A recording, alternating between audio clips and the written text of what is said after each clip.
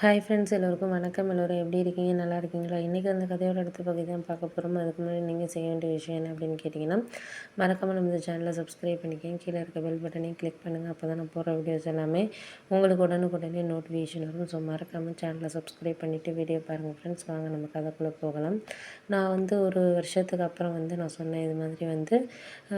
நான் ஊருக்கு போகலான்ட்டு இருக்கேங்க அப்படின்னு சொல்லிட்டு என் ஹஸ்பண்ட்ட சொன்னோன்னா அவர் சொன்னார், ஏன் இப்போ ஒரு வருஷம் நல்லா தானே இருந்த பையன் திடீர்னு ஊருக்கு போகணுங்கிற,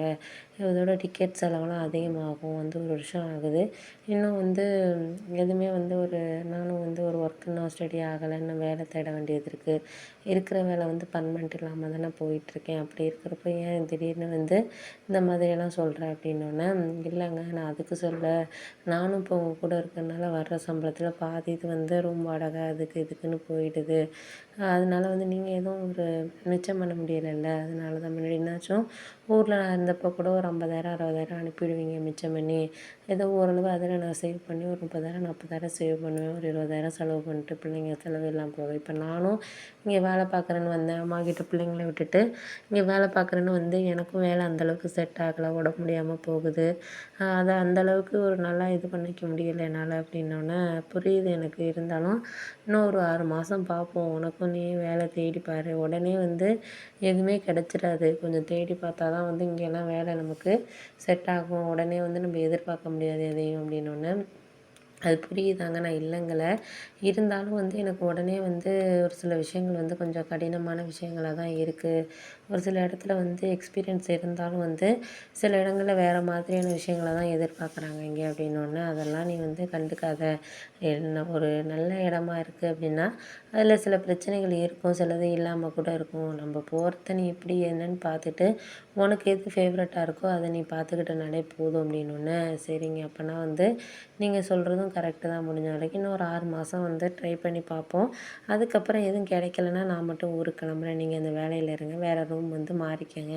வீணாக வாடகை கொடுத்துட்டு நம்ம கஷ்டப்பட வேண்டியது இல்லைல்ல அப்படின்னோடனே, சரி நீ அதையே நினைக்காத, கண்டிப்பாக உனக்கு ஒரு நல்ல வேலை கிடைச்சிச்சின்னா நம்ம 2 பேரும் நல்ல ஒரு சம்பாதிச்சோன்னா பிள்ளைங்களையும் இங்கே அழைச்சிட்டு வந்துடலாம், ஒரு வருஷம் கழித்து நம்ம இங்கே அழைச்சிட்டு இங்கேயே படிக்க வைக்கலாம், இங்கே கொஞ்சம் எஜுகேஷன்லாம் நல்லாயிருக்கும், அந்த பிள்ளைங்களோட லைஃபு ஃப்யூச்சர் எல்லாமே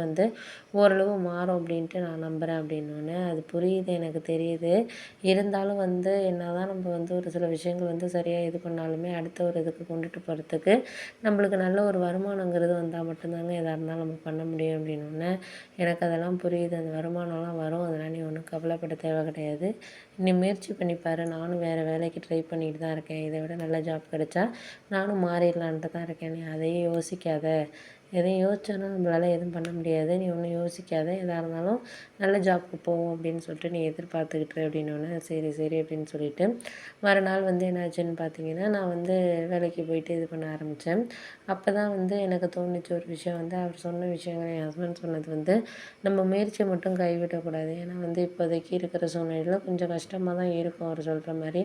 புது இடம், நம்ம வேலை பார்த்த இடத்துக்கும் இங்கேயும் நிறைய டிஃப்ரென்ஸ் இருக்குது, எக்ஸ்பீரியன்ஸ் இருந்தால் தான் இங்கே இது பண்ணுவாங்க அப்படிங்கிற மாதிரி சூழல் இருக்குது தான் இல்லைங்கள, இருந்தாலும் நம்ம அதையெல்லாம் கடந்து தான் நம்ம ஒரு இது பண்ணணும் அப்படிங்கிற மாதிரியான சூழலில் இருக்கிறதுனால அவர் சொல்கிற விஷயத்த நம்ம புரிஞ்சுக்கிட்டு தான் ஆகணும், இதை தவிர வேறு வழி இல்லை அப்படிங்கிற மாதிரி இருந்துச்சு, அதனால் நானும் அவர்கிட்ட, சரிங்க நீங்கள் ஒன்றும் கவலைப்படாதீங்க, நான் எல்லாம் சரியாயிடும், நீங்கள் ஒன்றும் கவலைப்படாதீங்க அப்படின்னு சொல்லிட்டு தான் அவளுக்கு ஆறுதலாக தான் நான் பேசினேன், ஏன்னா நம்ம ஒரு சில விஷயங்கள் ஆறுதலாக பேசினா மட்டும்தான் சரியான ஒரு இது கிடைக்கும், அதை விட்டுட்டு நம்ம அவங்களுக்கு கொஞ்சம் கஷ்டப்படுற மாதிரியோ இல்லை சோகமாக இருக்கிற மாதிரியோ ஏதாச்சும் விஷயங்கள் நம்ம பேச ஆரம்பித்தோன்னா கண்டிப்பாக அவங்களால அதை இது பண்ணிக்க முடியாது, ஏற்றுக்க முடியாத மாதிரியான ஒரு சூழ்நிலை தான் இருக்கும், அதனால் முடிஞ்ச வரைக்கும் நம்ம அவங்களுக்கு ஆறுதலான சில விஷயங்களை தான் வாழ்க்கையில் கொண்டுட்டு வரணும் அப்படிங்கிற மாதிரி இருந்தேன், அதனால ஒரு 2 3 நாளைக்கு அப்புறம் நானாகவே நிறைய இன்டர்வியூஸ்லாம்